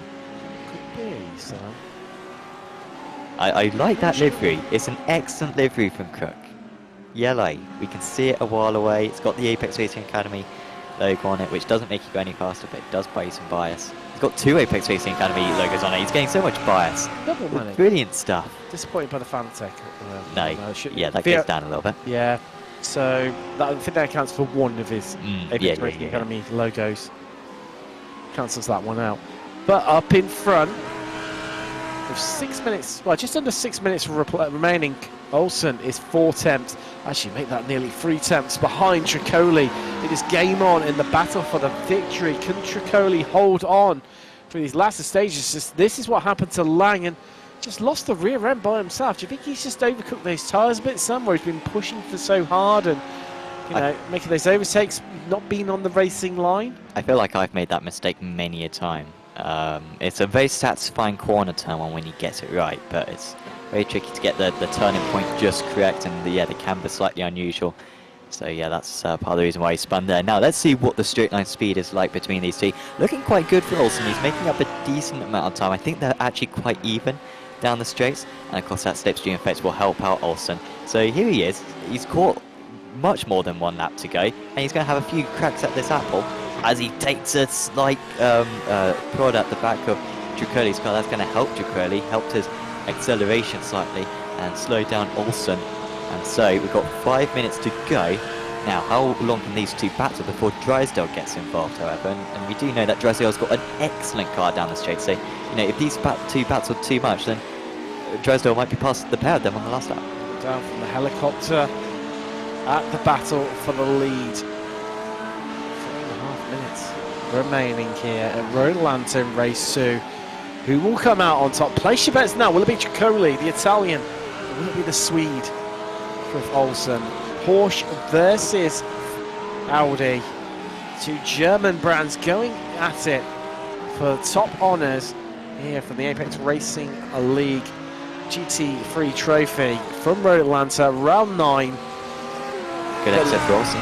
Yeah, but then, well, The gap was quite big. Yeah, he pulled out about a 10.42 on him. So Chicoli clearly a bit stronger, where in the section of the track that the Porsche should have been better in, which is slightly bizarre. There's also just a bit of a look, closes back up in the slipstream, drops the gap, and look how much more confident he is on the brakes coming down into the final chicane, turn 10. And, well, they come across the line, it's below 2 tenths. Can Olsen remain this close? If he can, got to be looking like an overtake on this lap. Down into the chicane, off the back straight. He's keeping it at 2 tenths. He's right over the rear end. He's pretty much touching the exhaust pipes of the Audi in front of him. And Tricoli is under a lot of pressure. He needs to absorb it. He needs to find a way to repel Olsen. You know, Olsen, with all that pedigree in single-seaters, is going to be deploying all of that knowledge. He doesn't have downforce on his side, but that racecraft will all come to the forefront. It's how he's got him. He pulls out a little bit, but here comes Olsen straight back out in. He was within 3 tenths on the exit out of 7. We come across the crest of the hill. We ride on board with Tobias Olsen in the Porsche. And which way is he going to go? Is he going to look left? Is he going to look right? Here we go. He gently moves out. And it's on that outside that Tricoli could not defend it. But look, Olsen's hard onto the brakes and he's got the move done. That is the change for the lead. Olsen is ahead of Tricoli. And in the end, Tricoli tried to play that wider outside line to defend, which we've seen work all race long. But Olsen was just that little bit further ahead, which allowed him to hold on to it, Sam. Yeah, I thought he was going to get a little bit of a better cut back there, did Tricoli. But yeah, never really materialised, did it? He couldn't get underneath coming out of the second apex because Olsen was so clean himself, and now Tricoli's got to try to stay within that draft range. But honestly, Tricoli's straight line speed didn't look particularly great, so it won't be easy for him to slipstream back past. But he's staying close on this part of the circuit, at least through the S's. He's just clip each of these curves exactly how he wants it. And because we have seen Olsen make several mistakes, some bigger than others, and so he's not infallible. Is Olsen. He can certainly make a mistake, so Tricoli knows he's got a chance still to win this event. 3 tenths of a second is the gap, as Christopher Cook in a very awkward position. That's with one of the 3D rap drivers, yeah. And I think is that PJC as well in the background. Yeah, it is PJC, so I feel like there may have been a hefty impact down the start-finish straight, as it's still very tight for the race lead. Olsen might have to go defensive going into the chicane, because here comes Tricoli outside again, but I think he lifted out of that one, Tricoli, so maybe this is quite confident from the Italian. Look who's close. Now Drysdale is trying to get close, but he's only got one more lap to go, so I think it should still be a two-way battle unless they take each other out. There we go. White flag in the air. 1 lap left to go from Road Atlanta. Who's going to come out on top? We're going to see another victory in the race 2 for Mitchell Drysdale. He managed it last time out at Brands Hatch, but he's not in a commanding position like he was a week ago. And right now it's advantage Olsen. He's opened up a bit of a gap, but Tricoli is closing. He takes about 1.5 tenths out of Olsen just for a couple of corners, and he's playing really aggressive in that Audi. But look at where the Porsche is bouncing across the curb. Olsen is clinging on for dear life. He knows he's in trouble. He needs some magical exits through 6 and 7. Can he achieve them?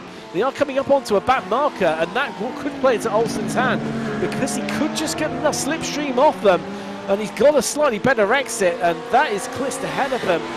But what can Tricoli do? Is it going to be enough? Is Olsen going to drag this one out? And, well, it's like a sitting duck is Clist. Goes to the inside, and I think that just might be the advantage that Olsen needed to take a look. Well, talking of taking a look, Tricoli has a look, but he's way too far back. And Olsen just has to run the last couple of corners safely, and he will claim victory in race 2. Tricoli second, and Drysdale, the Pro-Am driver, on the podium overall. A great result for him. Arthursson's going to come home in 4th. Jeremy De Bueva, what a result. The young driver 5th overall, Sam. And a brilliant call from one of the pundits as well to say that he'd win the race or win the meeting, and he's won both races, so that's amazing from De Bueva. That's now 4 race wins in a row in the amateur category, or 3 race meetings won in a row at least in the amateur category. So excellent stuff from the Ferrari driver. Yeah, I think the best result for an amateur driver all season, in fact. So amazing result there for De Boiver. Yeah, rounding out the podium in that one, Piazzese and Lemkins, who's yet to actually reach the line. Perju trying to close in the closing stages. But I mean, what a round for Sim Race Sweden. We were saying how it's been a bit of a rubbish time for them. They didn't even field any cars back at Brands Hatch, and then they turn up here and they win both races. It was an absolute horrible. I think I wouldn't be surprised if Olsen, that was his least favourite race win of his career on Tim, because it looked like he was all over the place for the entire half now, for the entire 55 minutes of this evening. And yet he still managed to win out, just had that pure pace to be able to overcome those mistakes. And Arvidsson, Sam, they both looked incredibly loose, like they were just having to fight the car every inch of the way. But, well, what can we say? I'll tell you what, we're going to head to a quick break right now. We'll see on the other side. We'll be going through the results from race 2, and we're catching up with a few of our drivers. We'll see you shortly.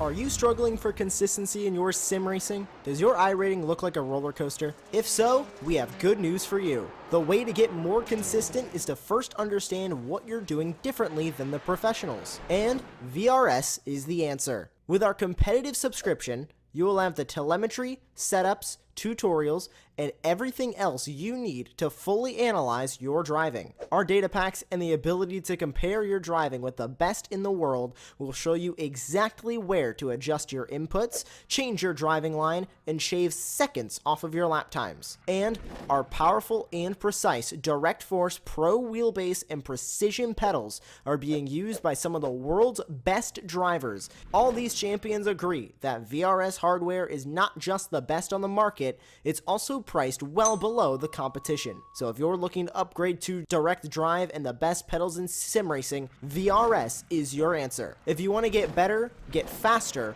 and make it happen sooner rather than later, you owe it to yourself to find out why so many people are switching to VRS. You'll be so glad that you did. Visit www.virtualracingschool.com and learn why the best use VRS. Welcome back, and wow, what 2 epic races we have experienced tonight here from Road Atlanta. Wow, Sam, take us through the results of what was a scintillating race 2. Yes, it was Tobias Olsen who was able to win out 3 tenths per second ahead of Davide Ciccoli. Mitchell Dresdale once again winner in the Pro-Ams. Isaac Arvidsson, highest point scorer, I believe, across the night in that 4th position. Good night in the end for Sim Race Sweden. They may well be up into 2nd place in the Teams Championship after that. There was Jeremy De Boiver, Haldus Utortus, Salvatore Piazzese, Thomas Yaz, Matteo Fulini and Friedrich Schwartz running out the top 10. Behind that was Florian Renault, Tommy Molliard, who we didn't see too much of actually, Molliard, but he did actually have a fairly good result of it. David Sampson, Andrea Nutini, Andrea Panini, Peter Lemkins, for GK Ellie, Paul Collishaw was in 18th place. Then Got a feel for Lemkins, haven't you, Sam? Because he was on for a good result. If it hadn't been for that spin late on, that saw him drop through the order, because he was sitting in 3rd at one point within the AM category, and quite comfortably 3rd too. Yeah, he was looking pretty good for a while there. Trani there in 19th, there's Perju, Gasparini, Puccetti, Crook, Rankin, Hall, Zanon, Breminas, PJC in 28th, despite that late crash. Bouts, Lang, oh man, what could have been for Lang? Pai using a controller tonight, hence why he was a long way off the pace compared to normal. Gabrielli, Moya, Bizaglia, Martinson, Russell and Nylander. Well, how could have been for Moya? Even Bizzaglia was doing well at one point. He could have got a podium out of that one, honestly, Tim. So many what-ifs out there, but honestly, most of the incidents, I know Moya was unlucky in that race too, most of the incidents, honestly, were self-spins. I am surprised that a track that these drivers visit so often yielded so many self-mistakes out here tonight. It is really surprising, Sam, isn't it? Because, I mean, if you look at the race, it was stages, Sam, it was like certain drivers, they didn't want to win. They didn't want to place on the podium. They worked really hard to get there and decide, no, I don't really like this here. And off the track they went. Yeah, silly mistakes, and that's half the frustrating thing. I think for a fair few of the drivers coming away from this is that it was a lot of the time just silly mistakes that cost them so dearly. Yeah, and you know, even you know, Olsen and Arvidsson made mistakes as well during the event. So that was sort of a big problem for the drivers. But well, I think we might get a few interviews potentially with a couple of the drivers who were racing out there tonight, because even those top positions, it'd be fascinating to learn more about that. But there are so many other battles going on down the field, Tim, which we unfortunately weren't able to see just because of the action up ahead. But so many stories going on out there, because I think the field was so close to one another tonight, and it meant that both races you're constantly surrounded by drivers similar pace to you. You're absolutely spot on there, Sam, because I mean, it was sort of who do you sort of pick, really, because it was ebbing and flowing constantly throughout the race, where it'd be advantage to one driver, then it'd be advantage to the next one. But I think, should we have a bit of a chat to one of our drivers at least? We've got Tobias Olsen lined up. Let's have a bit of a chat with us. Tobias, congratulations on the victory in race 2. I mean, just put us inside the car, because it looked like a really, really tough time out there today at Road Atlanta in both races for pretty much everyone on track. A few technical issues. Can't quite hear him at the moment here and there in the studio. So we'll come back to him shortly. But, well, I mean, he was... we coming into this round, at the start of the show, Sam, we said about Sim Race Sweden... That's it for them. You know, they've thrown it away.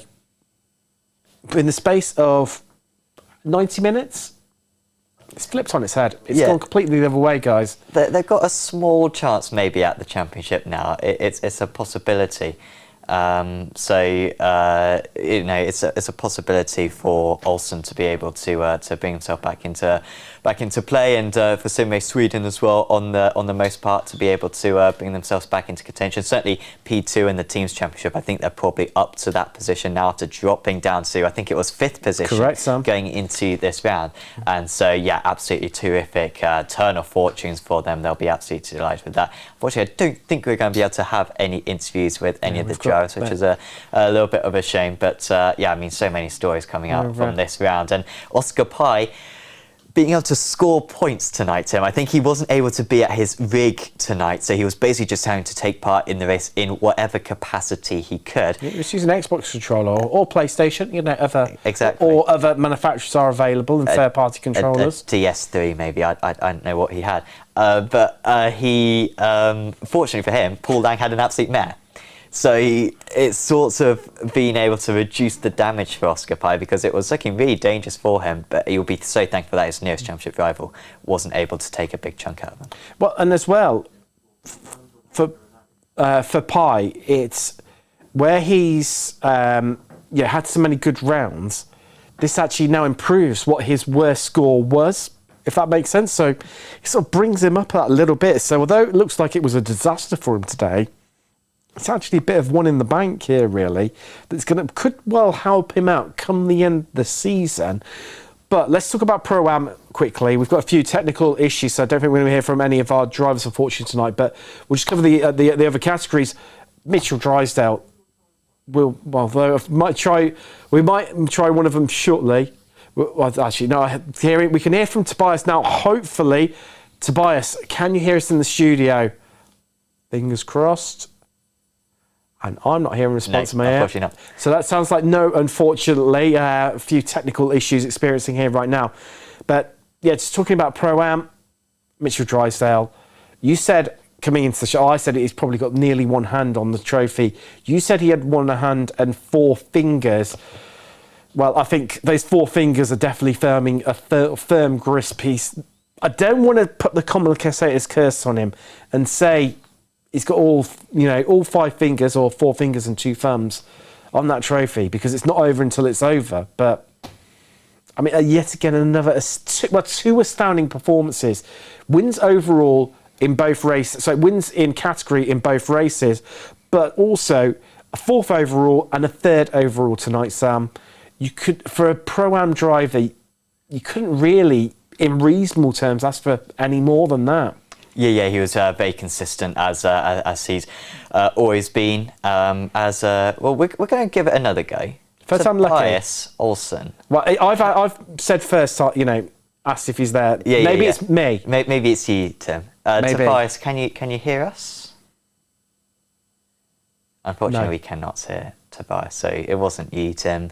Maybe it's both of us. Maybe we're just not very nice people. Tobias doesn't want to have a chat with us. It's fair enough. You don't have to talk Sam, with us. I know exactly what's going on. He was clearly listening at the start of the show, and thanks to the guys at Stormforce Gaming, he's gone to have a look at their website, and he is using code Stormforce ART10 to get himself 10% off.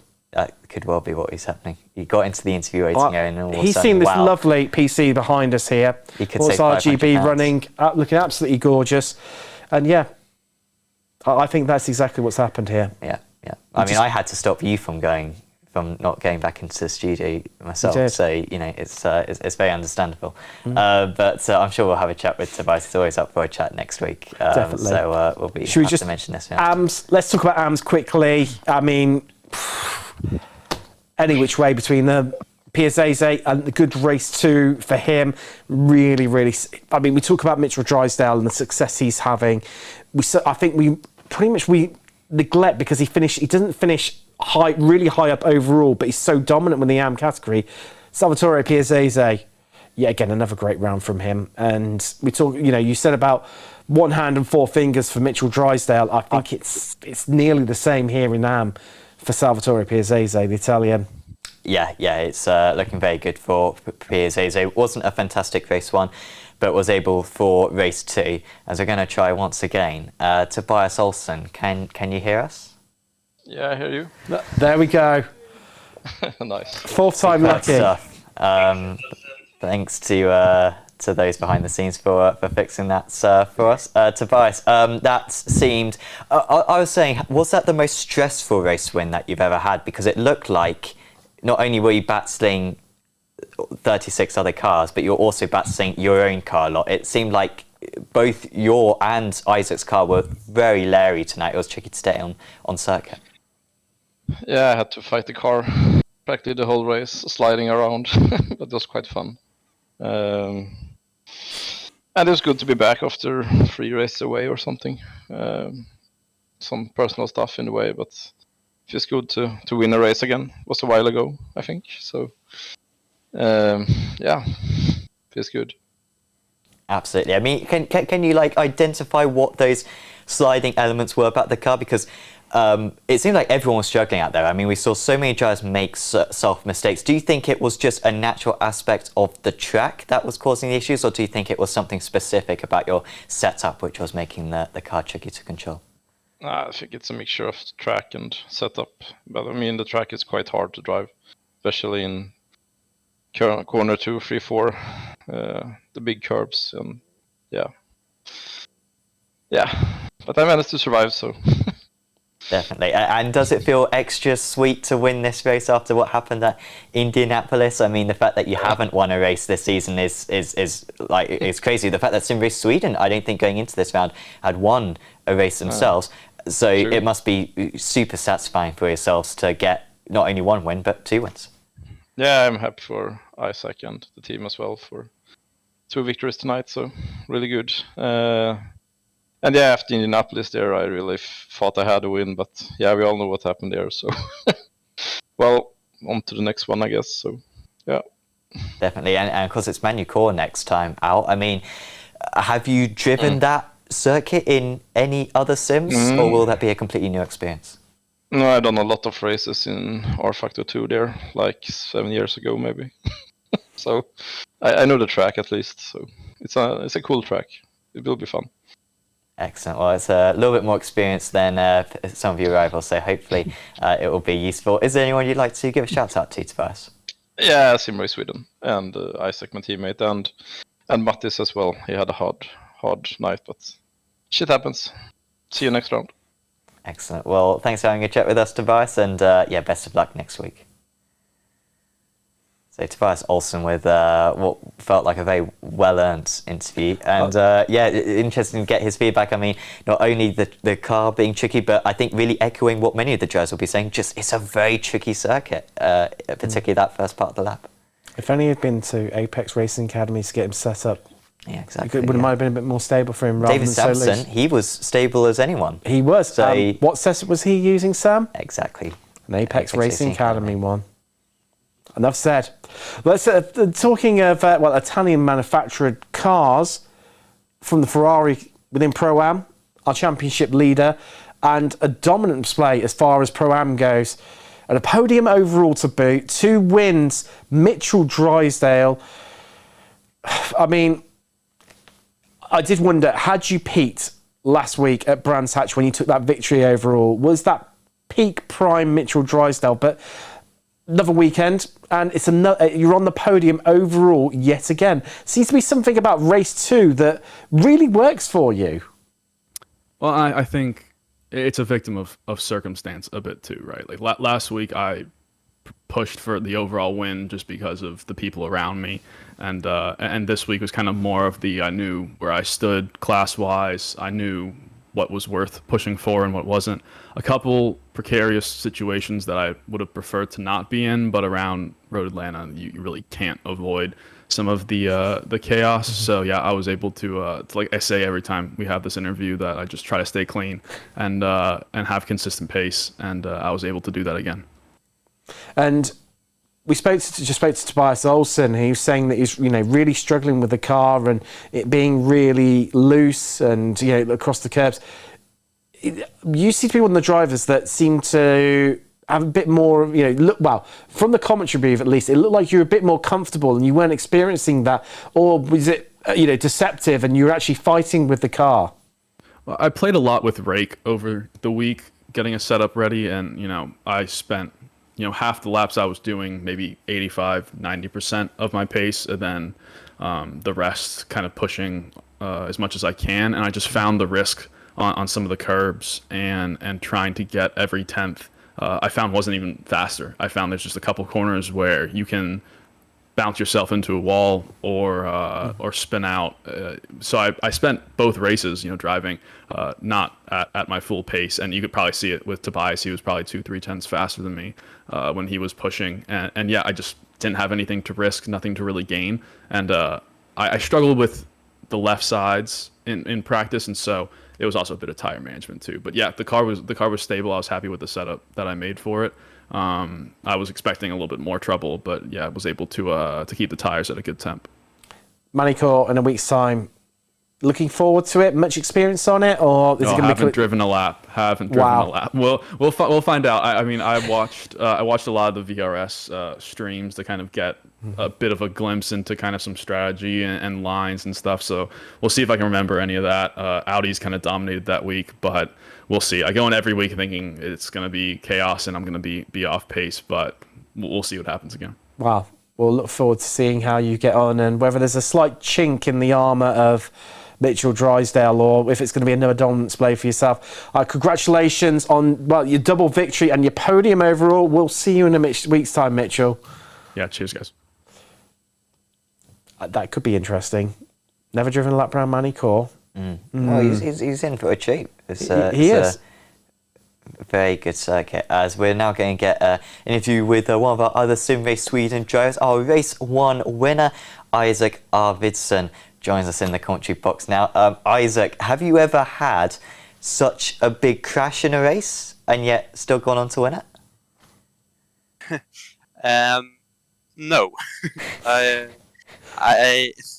don't really know what to say.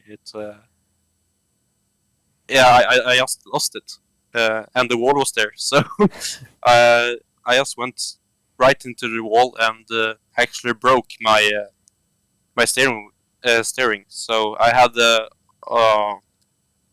a bad steering wheel for the rest of the race. So yeah.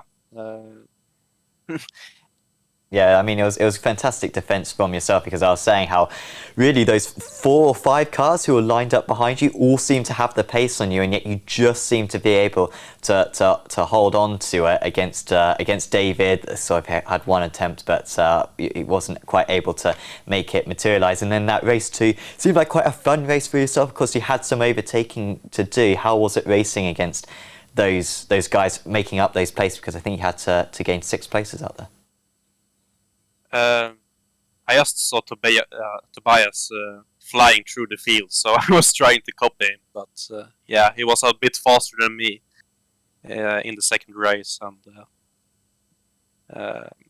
he did also take some of the positions earlier than me, so he had a lot of more time to catch up to the guys in the front. And yeah, the pressure from behind the first race, it was intense. I just tried to stay calm and don't do any more mistakes, because that could have been even more fatal. And of course, you're now in the Porsche. You made that change for this round. It seems to have been very successful for yourself. I mean, what was the logic in terms of going from the Lambo into the Porsche?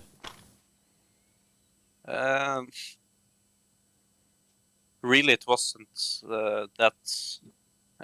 I'm not sure why I changed it. If I'm gonna be sure, I just wanted something different, and yeah, it worked out in the end. And I mean, me and Tobias had a great round this race, and hopefully we can have it next round too.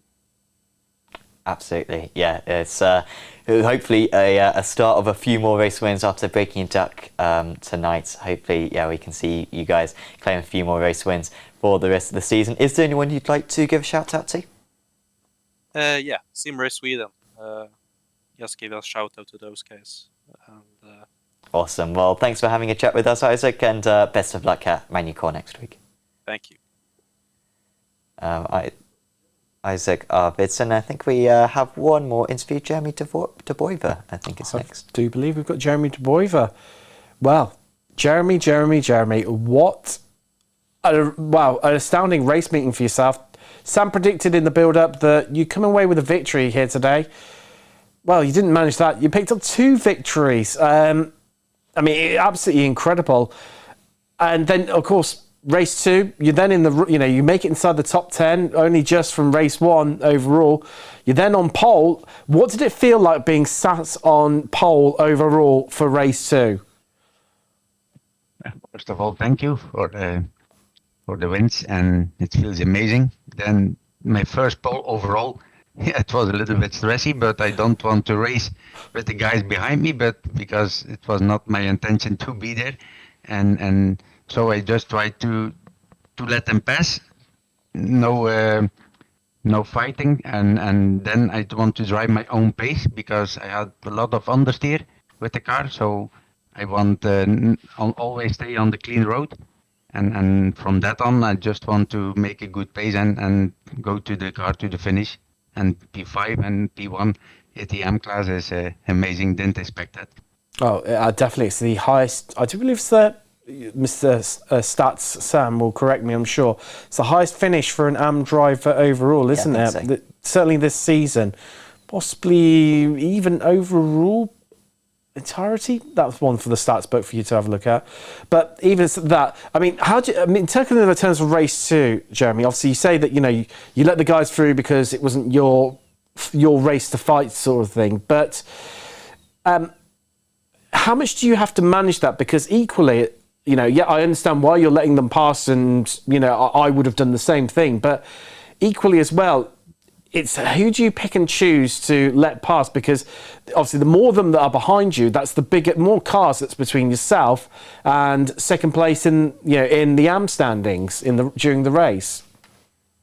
Yeah, but it was, for me, the important thing was to be on the first 2-3 laps, to make the gap with the front guys, and they was very clean with me, and when I saw they pushed too much, I let them pass. I just want to stay behind, make the throttle again, and want to drive my own pace. And then I think I was on P5 or 6, I think, and some guys in front of me make some mistakes, so I was again on P5, and then I saw Haroldas on behind me and stay on 4 seconds, and that gap was every round the same. So for me, I was a little bit surprised that they didn't come closer. So for me, on that one, I say, okay, that pace I want to need it, and that make me a good result. Well, I mean, it was outstanding results. I mean, surely you couldn't have expected coming into this round. Looking ahead to next week, Manicourt, we head to France. A few of the drivers have raced numerous laps around here. Some haven't raced ever at all. Mitchell Drysdale, we're just speaking to, said he's never turned a lap around there. Where do you sit? Have you, is it a track that you know, or is it a track that you don't like? Have you never driven it before? What's your experience of that? I was there in I think 10 years or 15 years ago with the F1. I was all there to visit it, and from that on I know the circuit, but I never drove it before, so I know the corners and how they look, but how the cars feel with the Ferrari on there, I have to experience in the few days after today, and we see next week what happens. Oh, definitely. Well, we look forward to seeing how you get on. It's going to be really interesting. Congratulations. 2 victories from 2 tonight. That's Jeremy De Boiver. Okay. Congratulations. And wow. Thank you very much. No problem, Jeremy. Next week, I think it's going to be a complete mixed bag of people that have just had to learn it that week, people with lots of historical knowledge, but from other sims potentially, or other cars within iRacing where they've raced it maybe, in the build-up to this race. But I think we could be in for some jumbled up results next week. Yeah, I mean, the last time I drove Manicourt, I think I drove it a little bit in GTR2, but mainly F1 2002, produced by EA Sports, I think, back when you had a completely different configuration, and that will be the last experience for some of the Jazzy, the Grand Prix games, maybe. Before that, Jeff Crammon's Grand Prix 2. Yeah, exactly. So that was the last time I drove Manicourt, and again, last corner completely different. The Lisi, which I was a big fan of. Same here. Now a little bit of a different layout, but it'll be good. And not quite sure what the overtaking will be like. I mean, you've got the Adelaide hairpin, which is a huge braking zone after a very long back straight. But will the turbulent air through those first few corners sort of repel those attacks? I think it's going to be like Spetzcurve at Hockenheimring. Okay, so a lot of overtaking. That's what I'm thinking. Okay. Hoping, praying for. Actually, knowing this lot, the way that they overtake, there'll be overtakes around there. Don't you worry. We'll be going back to the A format, so back to the 60-minute races as well. So a little bit of pit stop strategy. So.